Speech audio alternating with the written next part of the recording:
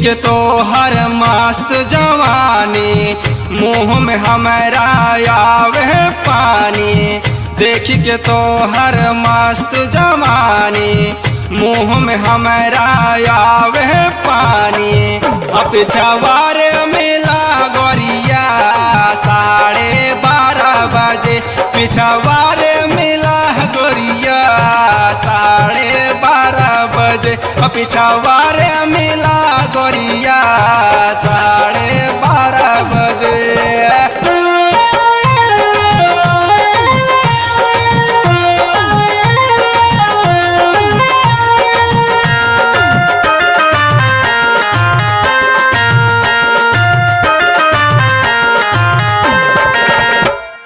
खेत खरी हानि न जइहा बाजार, गाँवा के लोग सब लगी है निहार।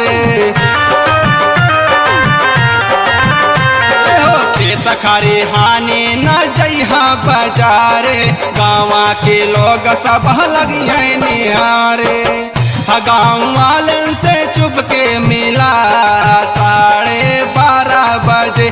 पिछवार मिला गोरिया 12:30 बजे।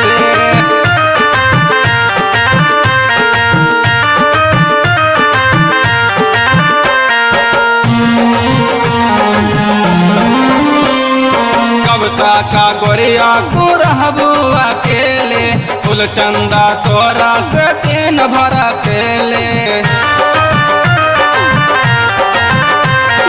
कविता का गोरिया तू रहबू अकेले, फूल चंदा तोरा से दिन भर अकेले। हम पर से चुप के